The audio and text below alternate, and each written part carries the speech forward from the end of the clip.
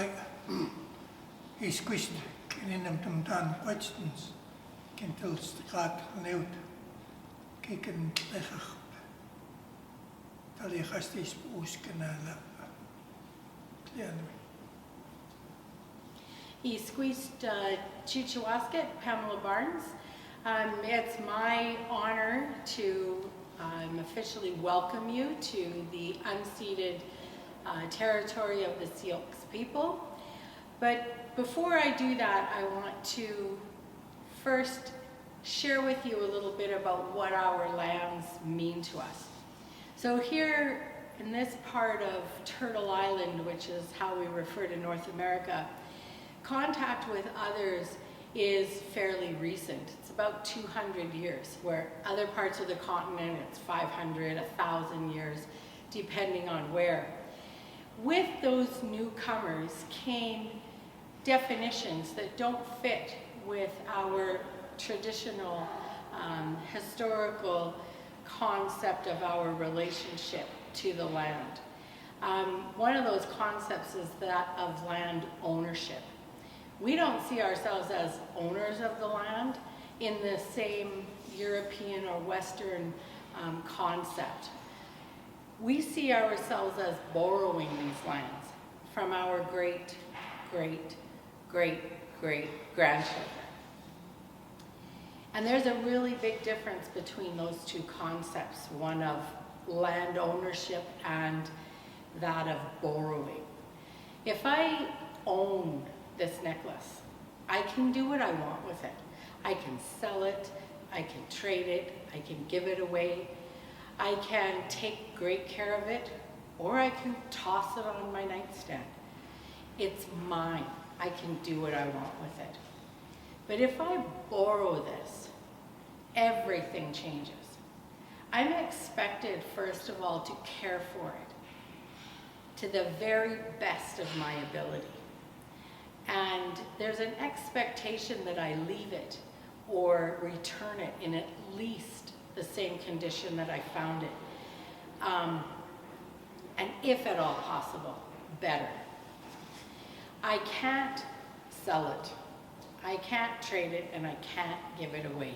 It's not mine to do that with. In our worldview, we recognize that we're here for only a moment in time. And that's part of that understanding of our borrowing all of this from the future generations. So it's with that understanding that our people first welcomed others to the traditional unceded territory of the Sioux people. And it's with that understanding that today I invite you and welcome you to the unceded territory of the Sioux people, with the gentle reminder that none of us, including ourselves, are doing the best job that we can to take care of this for all of our children, grandchildren, great-grandchildren, and so on and so forth. Lyndon. Kokskaag taunina limnam kulm chutn kanwist tali hastis uskanala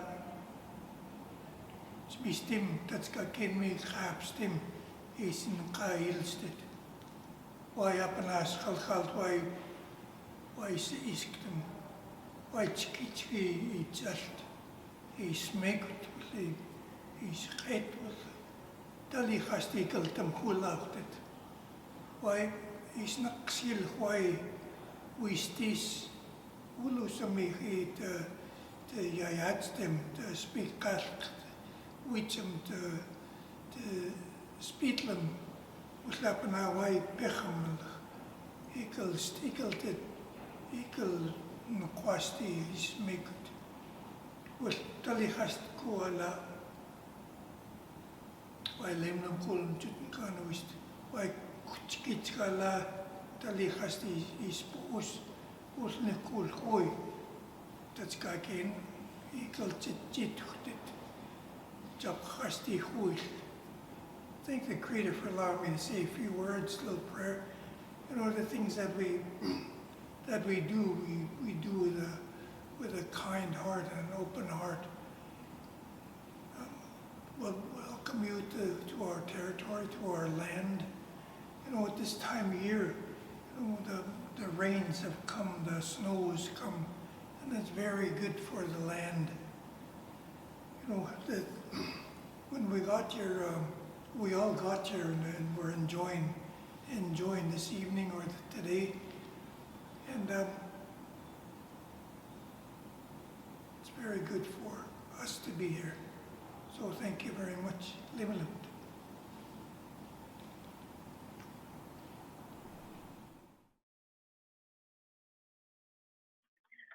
Hello, everyone. Welcome, and welcome back for those of you who have attended some talks in the past with us.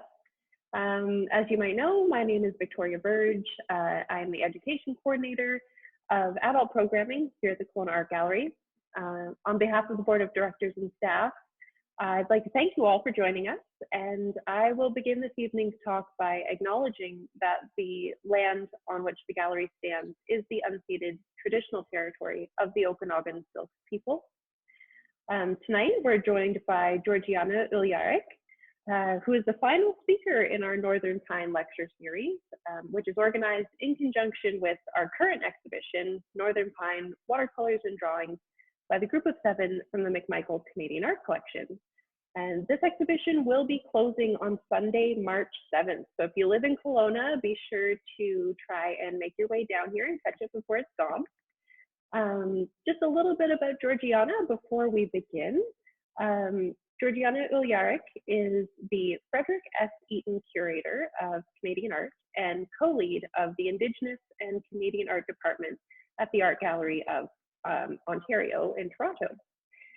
She's currently an adjunct faculty member in art history departments at York University and the University of Toronto, and research associate of modern literature and culture at Ryerson University. She's originally from Romania, but now lives in Toronto with her twin sons. She's joining us from her home today. Lastly, before I turn it over to Georgiana, just a few housekeeping rules. If you could please save all of your questions for the last 15 minutes of the talk. As always, I will try my best to get to everybody's questions. Be sure that you type them into the chat bar, and make sure that your settings are set to message all panelists and not on private.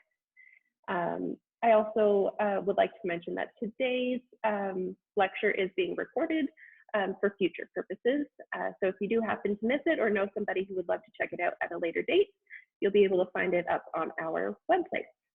Okay, so that's it for me. Georgiana, feel free to take it away. Thank you so much. I'm very excited to be in Kelowna, technically, I guess, but I am speaking to you from Toronto. That is now my home and has been the home of the Haudenosaunee, the Anishinaabe, the Mississauga of the Credit, as well as the Huron-Wendat.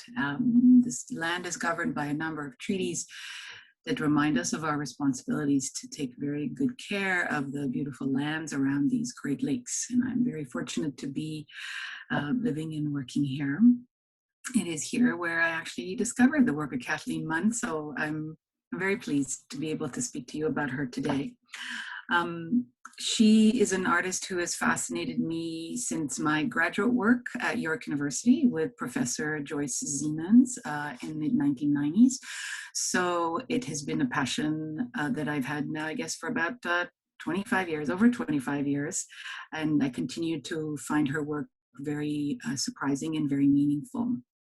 And as I was thinking about the invitation that was so kindly forwarded to me by the Kelowna Art Gallery to speak about work around the exhibition Northern Pine, I thought about drawing in the very importance of drawing, as Robin Lawrence speaks about in her essay. Through drawing, we can expand our notion of what art might have been like at the early 20th century in Canada, and really expand our notion of these artists who have made these works that have become so familiar, at least in English Canada. They're so very much lodged at this English Canadian identity, at least in Ontario, that it's through the drawings in particular that we can understand a little bit more about their relationships, their lives, but also other things that we're interested in.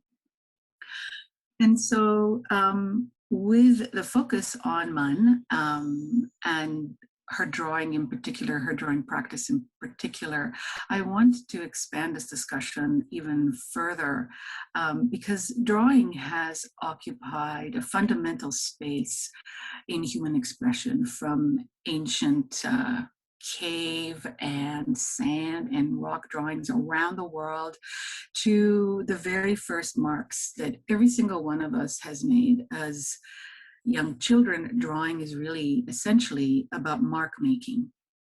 And I can figure out how to forward my slides.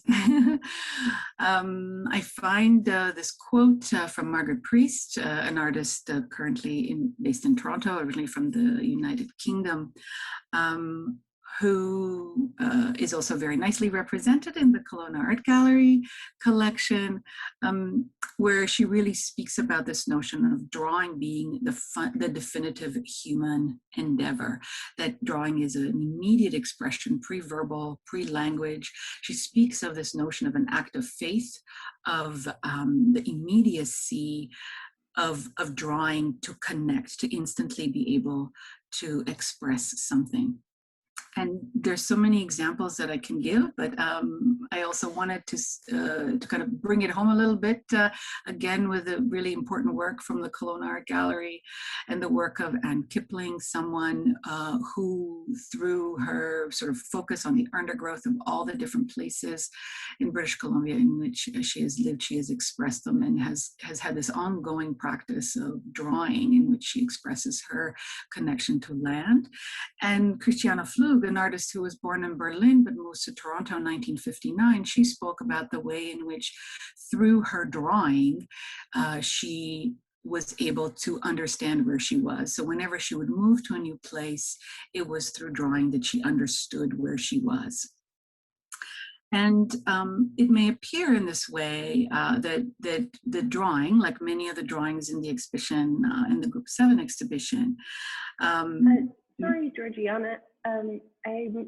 Sorry, I need to interrupt you. I believe we have some people that their image feed is not working. They're not able to see the screen share. Do you mind if we try stopping the screen share and trying again? Absolutely. Sorry about that. No, that's all right. Okay. Okay, folks, can somebody tell me on the chat if you can see? How about now? Do we see a slideshow with 2 black and white images? Yes? Okay. Oh, good. Yay. Okay, thank you, everybody. All right, we are back in action. So sorry about that, Georgiana. You can take it away again. Oh, no problem.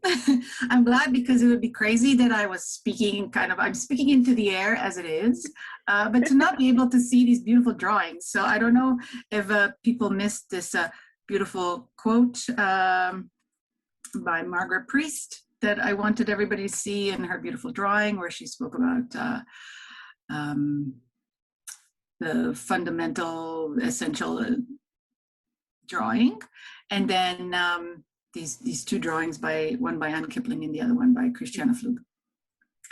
And so what I was trying to say with these works is that in some way they may appear to be related to the kind of drawing that might be in the exhibition, where these were artists, like these Group of 7 artists were responding immediately to a place and their connection to it. But what I would like to focus on is actually how drawing is much more than sketching an impression or a notation of a time, of a place, of a view, but rather drawing is a primary portal to articulating a whole new way of seeing, a singular expression of a vision. And Georgia O'Keeffe, I find to be quite an exemplary artist when it comes to this notion, this kind of liberation, freedom, and of expression that comes through drawing. Because it was actually, even though she was highly trained formally in Chicago, New York, and many other places, in 1915, she decided to take a make a critical decision. And as she wrote at the time, she decided to start anew, to strip away what I have been taught, and to work exclusively in charcoal in order to express, as she put it, the things in my head that are not like what anyone has taught me, shapes and ideas so near to me. And from then on, from 1915 on, she continues to draw, make work almost exclusively in charcoal.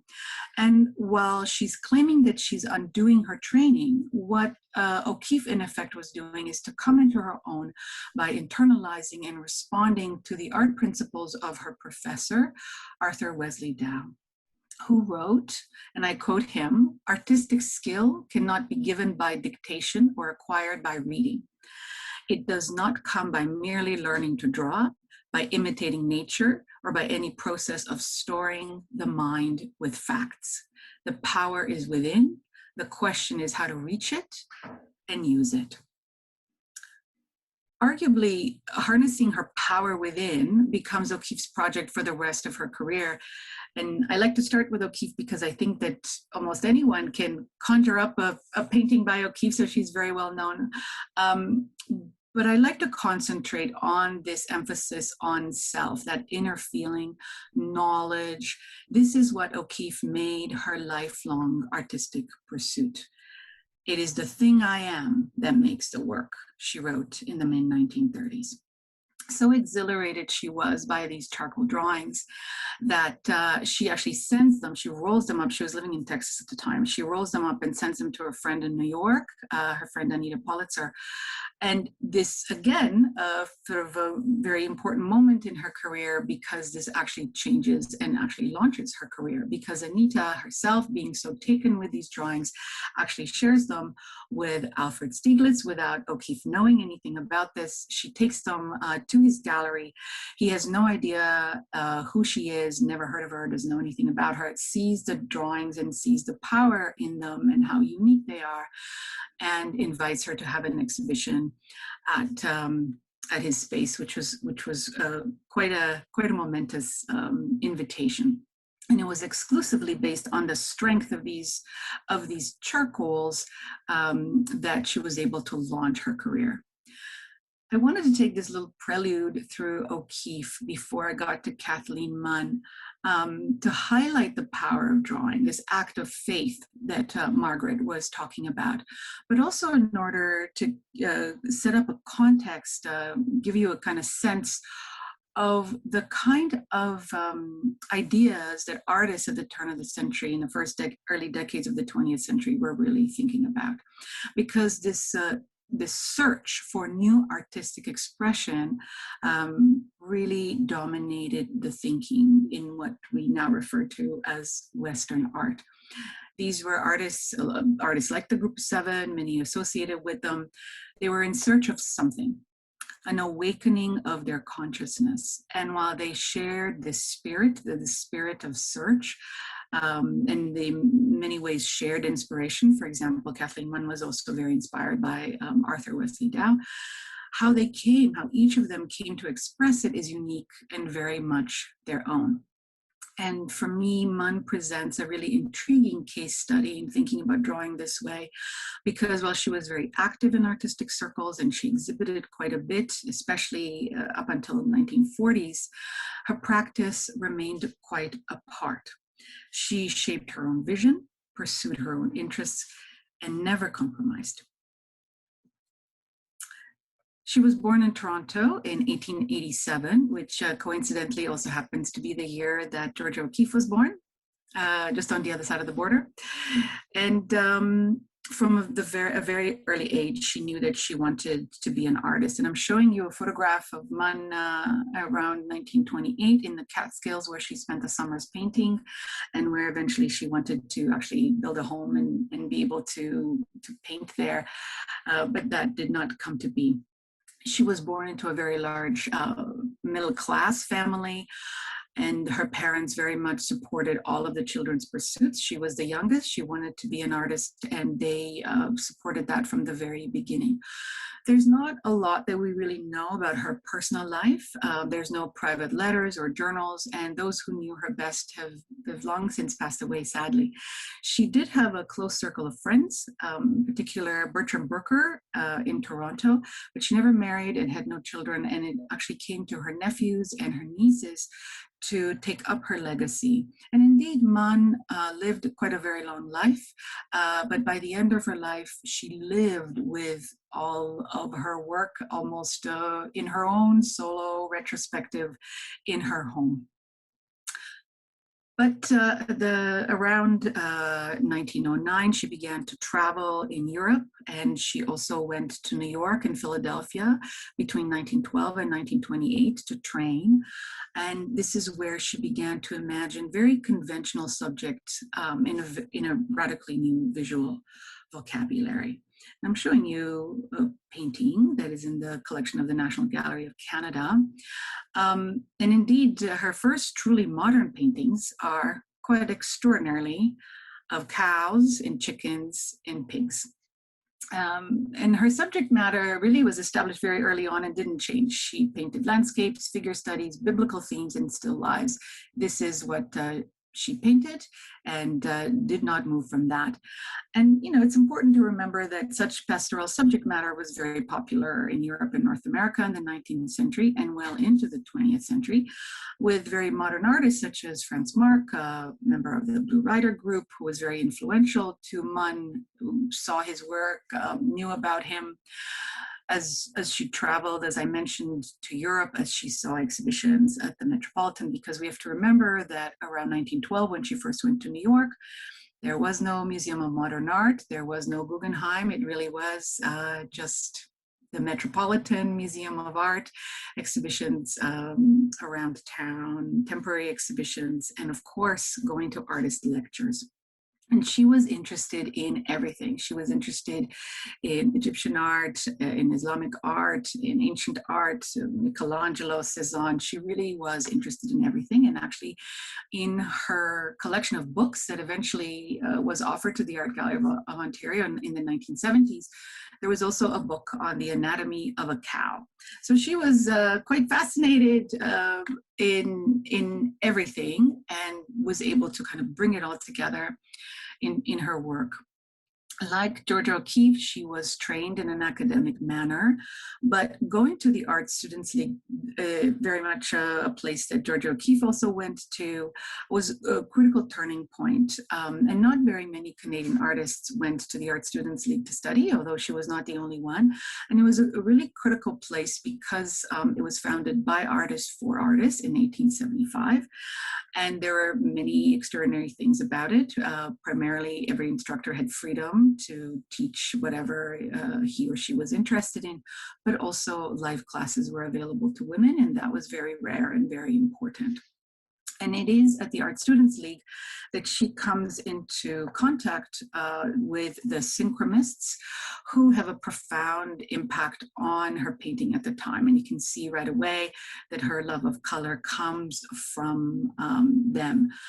She read The Creative Will, Studies in Philosophy and Syntax of Aesthetics by Stanton MacDonald Wright, that was published in 1916, knew his work, and also the work of his fellow American and French synchromists, such as Morgan Russell, Robert Delaunay, Sonia Delaunay, and importantly, Andrew Dasberg, who was her teacher.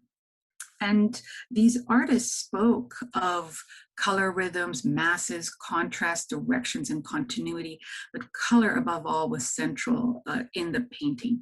Munn, in her notebook, and we have her notebooks at the AGO in the archives, she wrote, "Painting is little more than a transcription of senses, impression, and of accent of vision, light, dark, red, orange, yellow, green, blue, violet, up, down, right, left, straight, round, large, small, and so on. The synchromists also asserted the primary importance of the human body, even though what we're looking at is quite abstract work. They were really interested in particular the way in which Michelangelo dealt with the human figure, and that was something that eventually translates to the way in which Munn develops her own vision. But to return to Munn and to her cows, and she makes quite a number of paintings of cows, and as I mentioned before, she developed this signature use of bold colors and experimental technique to paint as early as 1916. And if we think about 1916 in Canada, this is the year that Tom Thomson paints the West Wind and the Jack Pine. And Emily Carr has already returned from Europe, and she's already stopped painting actually by 1916, having painted the Northwest Coast villages in very focused colors. But this painting really stands out in what we tend to think about the kind of painting that took place in 1916. As you can see, her paintings were concerned with the use of color to define form and the idea of releasing paintings from a literal description, although she was not uninterested in that, and you'll see as I go on. As she said, perfect beauty is the expression of perfect order, balance, harmony, rhythm. Beauty is a supreme instance of order, intuitively felt, instinctively appreciated. And I love this painting for many reasons, for aesthetic reasons, of course, but also for some personal ones. It was one of the very first that I worked on when I started my work at the Art Gallery of Ontario.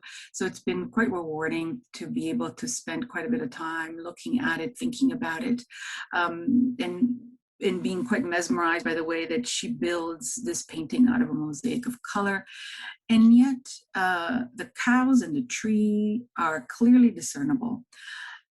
It's clear that even though the painting is about color, the cows are rendered quite naturalistically with quite some joy and humor, because the more you try to look at the painting and try to figure out just how many cows there are in there, and when you come to the AGO next time, you can spend some time counting them. But what you realize also that she's also bringing you face to face with the orange cow's backside. You really are full frontal with the cow's backside. And I think that there's something very human about that.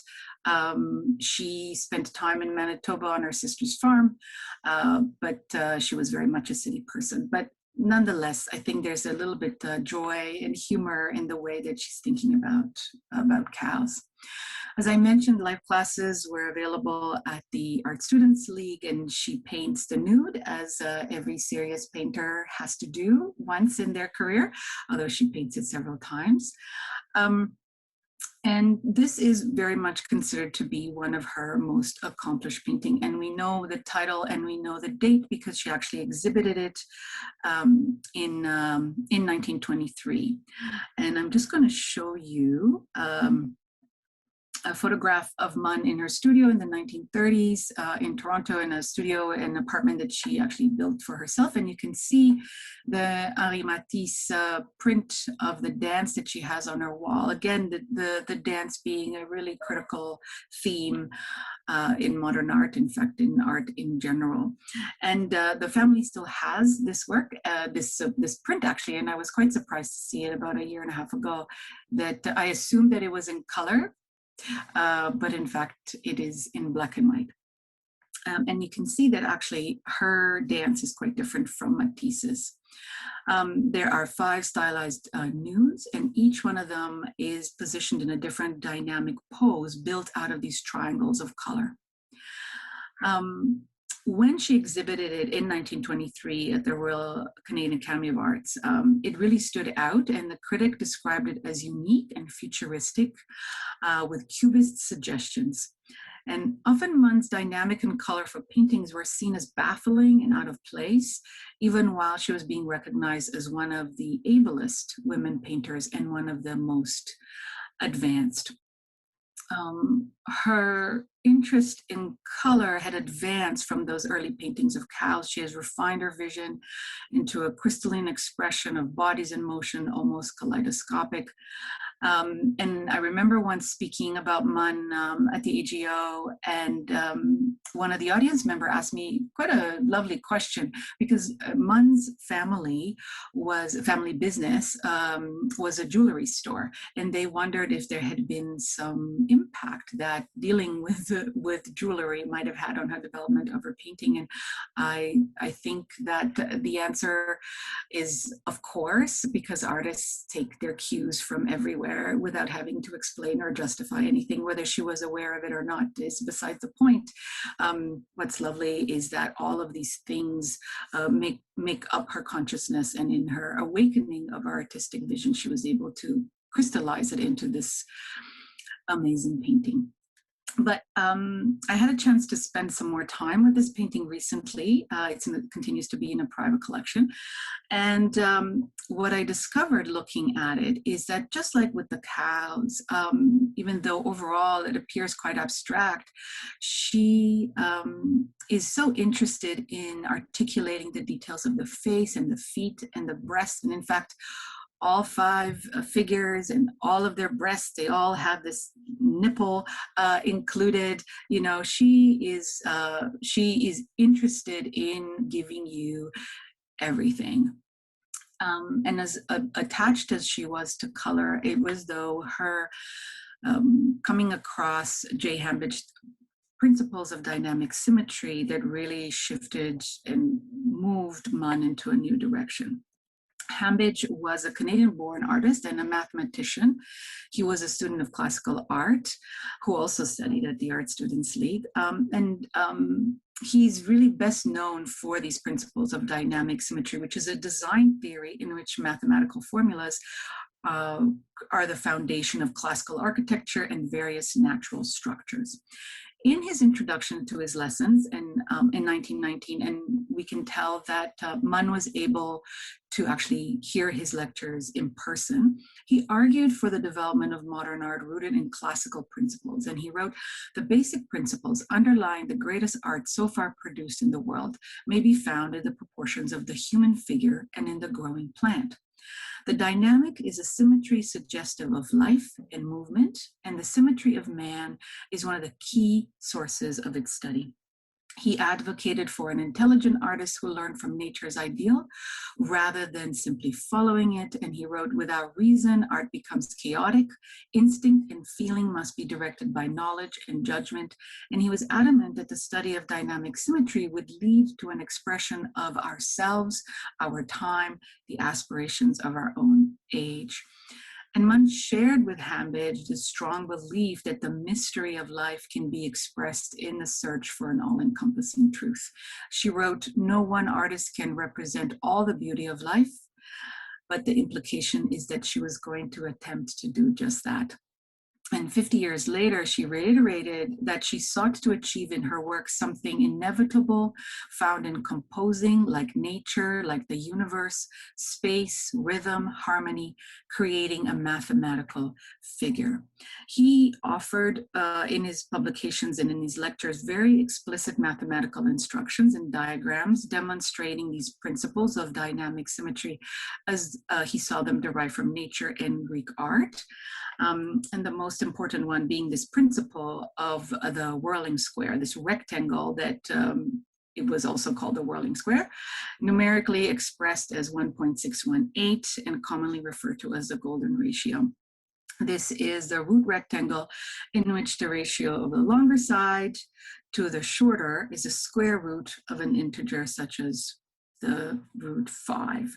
And the square is derived from a root 5 rectangle by bisecting its diagonal at a right angle from one of its corners. The area of the original rectangle is thus now divided into a square, and another rectangle proportional to the first is created. And the same division can be continued to be derived in a smaller rectangle, again resulting in a square, and so on, producing an iterative system. And the whole form is around this spiraling, whirling into infinity And here it is, perhaps a much better known diagram of the same idea. And Hambidge actually by 1923 was interested in taking these principles and applying them to the American artists, contemporary artists who were working at the time, because he believed that without these principles, much of the weakness of modern art, as he wrote, is due to too much sex, too much sentiment, and too little design. And this is actually a passage that Munn copied and highlighted in her notebook. And what I want to show you, just how committed she was to these principles. These are from her archives. These are drawings. You can see that she's actually copying his diagrams in her notebooks in all of these pages. And again, close up of all of these rectangles and which one produce what square roots. And also here it is in the margin, it says root 5. And you can see indeed that a drawing such as this one, that is derived from those diagrams that Hambidge made, can be so easily applied to a painting like The Dance. In 2019, we spent about a year looking at a painting in our collection. This painting came in 2012. And the reason we were able to take such time with it is because when it came into the collection, it actually looked like this. It had suffered quite a bit of trauma. There were some minor losses, but also there was this efflorescence that came from beneath. Basically, Epsom salts were coming to the surface, and they were creating this haze, and you could no longer see the beautiful colors that she was using. So, and here you can see the loss and that Epsom salt that was just all over certain parts of the painting, and we were trying to understand what was going on. And because we were able to spend so much time with the painting and do some reflected infrared photography, what we were able to understand is that underneath this painting was a quite elaborate underdrawing that is directly related to the principles of dynamic symmetry. And you can see that the way in which she applies these principles is actually to be able to derive the placement and the proportions of the forms so that the whole is actually one system of unity. And the rectangle that generates the head and the neck of the main figure is the basic unit of design for the rest of the composition. And we also discovered in our archives that, in fact, she made many preparatory drawings. These are the two that we know of, where you can see she is dividing the paper in all of these rectangles and then figuring out the placement of the figure. And this very much helped us understand how we can push the conservation of the painting. As you can see, I hope on your screen you can see the faint pencil lines underneath in the black and white image, and then how we were able to understand how to treat it and to where to bring the painting back to.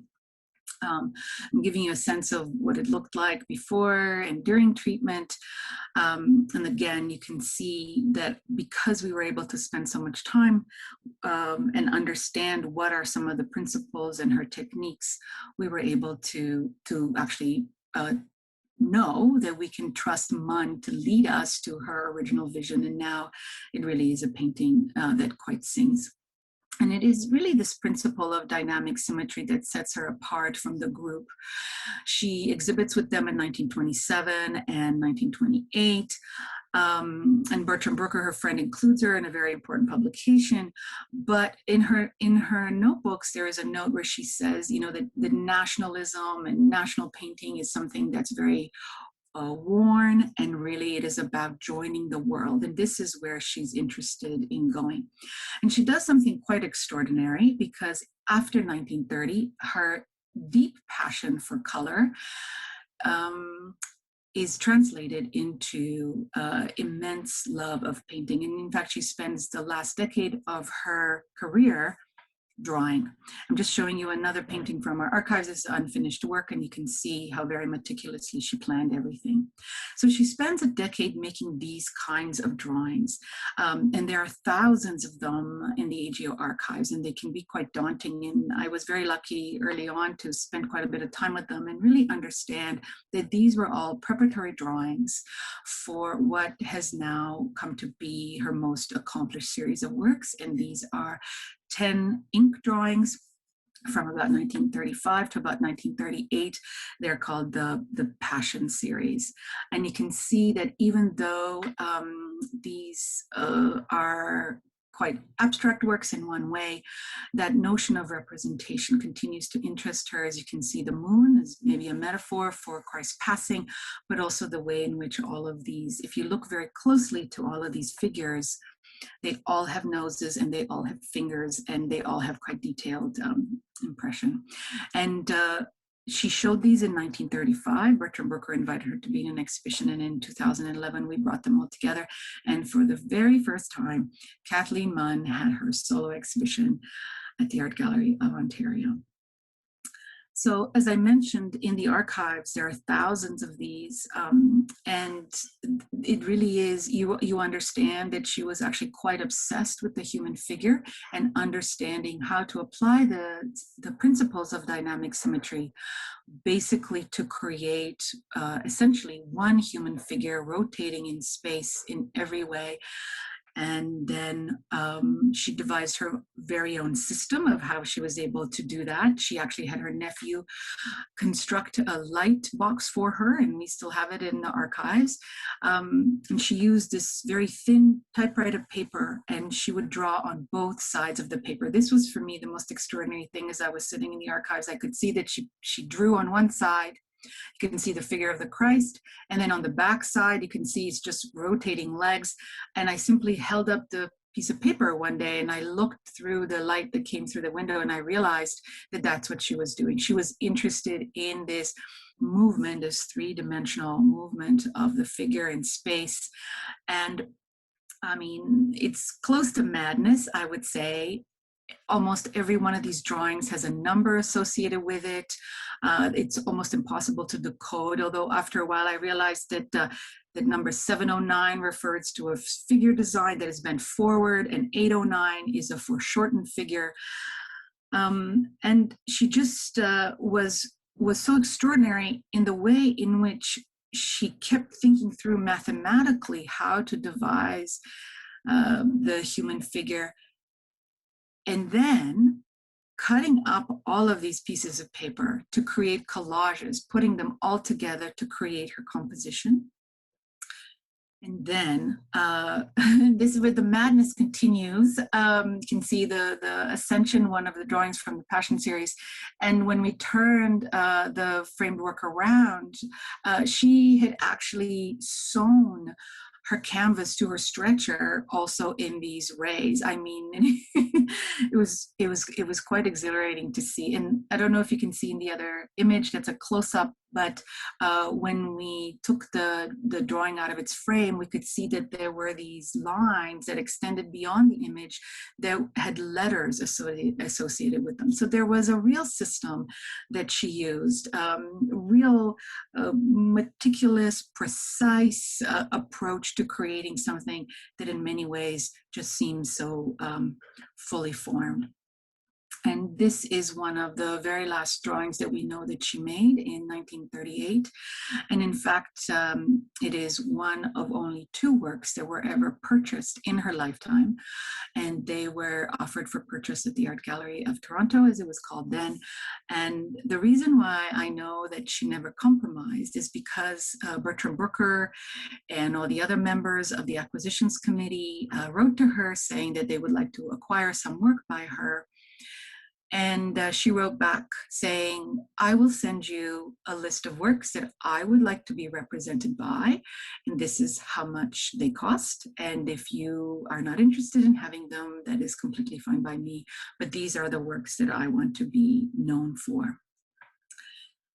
And for me, these drawings have always held, again, such fascination because she's such a modern thinker, so very committed to her own vision, her own understanding of connecting to the mystery, the life force of the universe.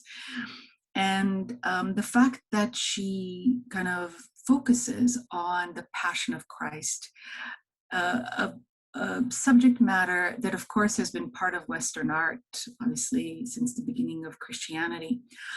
But the fact that she was so committed to it, and in some ways, she was not interested so much in the narrative. She was interested in certain moments in the Passion of Christ, and sometimes she repeated them several times. So, for example, the descent and the ascension and the crucifixion, she draws again and again. And what I've come to think about is that the Passion of Christ is in Western art, in thinking, in Christian philosophy, if we can call it that, is the ultimate transfiguration of matter into spirit, object into idea. And I think that for her, the subject matter did matter in the sense that she was seeking something that was transformative, something that was an awakening of a vision. And by focusing on this moment when Christ becomes spirit again, is reunited with the universe, is for her, I think, a place where she had immense sources of inspiration. She was not religious. She was not brought up religious. She was not interested in any of that, but she was interested, I think, in the fundamental idea of how does matter turn to energy, turn to spirit.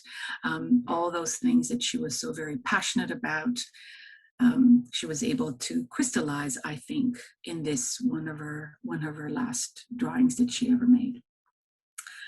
By the mid-1940s, she stops making art for a number of reasons. And by the time she dies in 1974, she's almost completely unknown. She has by now been completely written out of Canadian art history.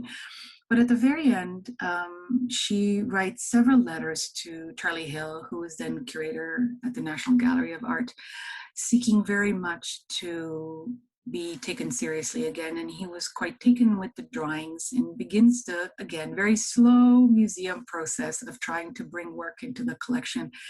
And it was only in 1990, obviously way after she passed away, that the first work by Munn entered the collection of the National Gallery. And I'm going to end here with this amazing photograph of Munn in the 1940s. By this time, she has already stopped making work, but I love this photograph very much because it shows a very different side of her. To connect this image of her with that image of the Passion of Christ is quite extraordinary.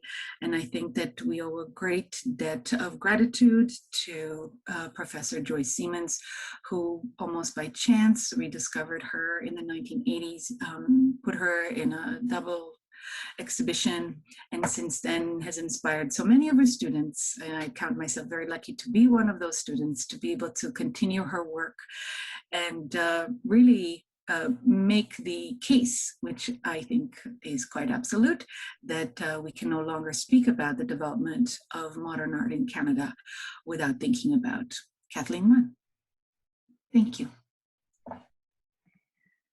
Wonderful. Thank you so much, Georgiana. That was incredibly eye-opening. Okay, I'm going to stop with the screen share. Just hang on a few seconds. I think I have to do that, I think. Okay, and we're back. Okay, yeah, that's so incredible. And even coming from a fine arts background myself, this is the first time hearing of Kathleen Munn. So I really enjoyed learning more about her, and she's definitely someone that I want to research further. Just fascinating work that she made. I had a quick question, and then I'll open it up to everybody else to leave your questions and or comments in the chat bar. Um, I was wondering if she was ever a part of the Canadian group of painters. Was she ever included in that group? I think that that she was, and I think that you know she was close with a number of really important artists at the time. And in fact, Yvonne McKay Hauser, who and Fred Hauser, her husband, they actually received a painting by Kathleen Munn that is today in the collection of the Art Gallery of Hamilton. And it is a painting of mother and child. And that is the third work that actually entered a public collection up until the 1990s when she was discovered all over again. So she was very active, and she was very much part of wanting to belong to artistic circles, especially in Toronto. But I think that she continued to be quite apart, and that's what Bertram Brooker recognized in her, and also in Lemoyne Fitzgerald. He was trying to achieve what he perceived she was already able to achieve in her work. And I think for that, she had very little interest in landscape painting or the National School. In that way, she's much closer to someone like David Milne, who also very interestingly, I think, spends about a decade just making watercolors, very different from how we think about modern art in Canada at this time. Yeah, absolutely. So we have some great questions rolling in here. A lot of thank yous and a lot of congrats. Everybody really enjoyed the talk. A few people here are asking about why she stopped making her art so long before the end of her life. And this is the perennial question. Yeah. There's quite a number of reasons. It's hard to know which one was in particular, because as I think I mentioned, she was not interested in the group project, but she was very much affected by it. And people remember her being quite frustrated by the fact that that kind of Canadian painting really kind of took over and there was very little space. So she was quite discouraged that even though she exhibited, there was very little room for the kind of art that she was interested in to really find kind of kindred spirits. So there was that.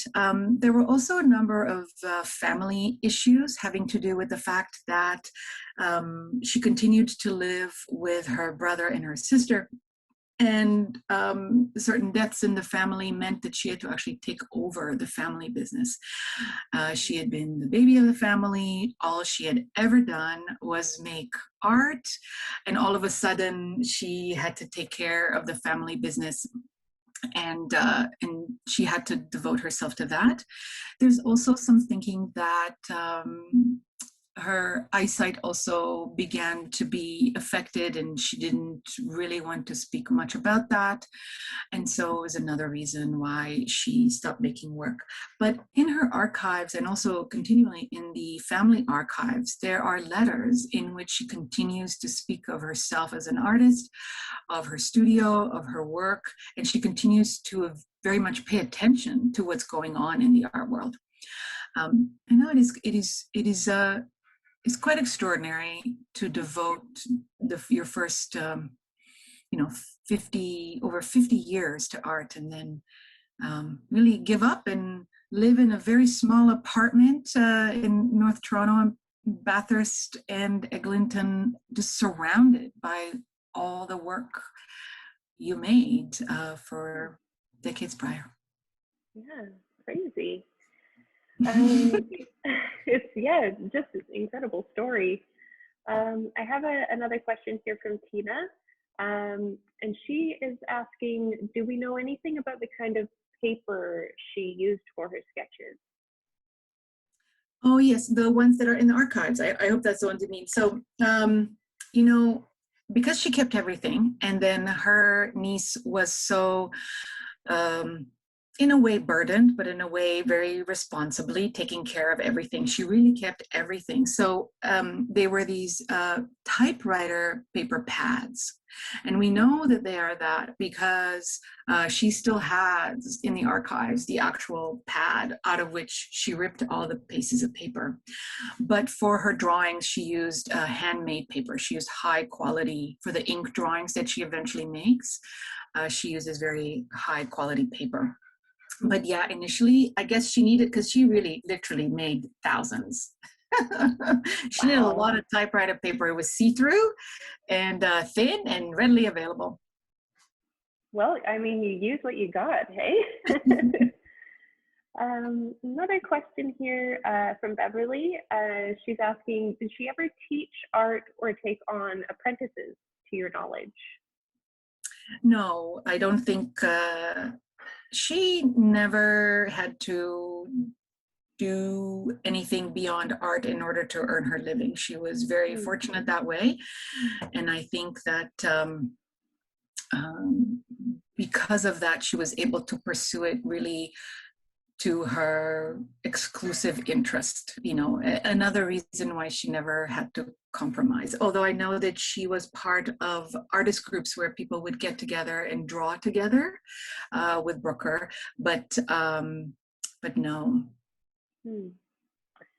I mean, very fortunate for her to have the opportunity to devote so much time to herself and her art making. Another question here from Claire. She is asking, did Munn ever connect to the vortices? I can't say that I'm familiar. Yeah, and I haven't explored that very far, but my instinct would be to say that she was probably very much aware of their work. And as I mentioned, she really was a voracious reader and went to exhibitions and lectures, in particular in New York. And also because she was part of the Art Students League, she would have come into contact with a lot of artists who would have brought these ideas to her. But I think that is a real place of research to understand what her connection to that may be.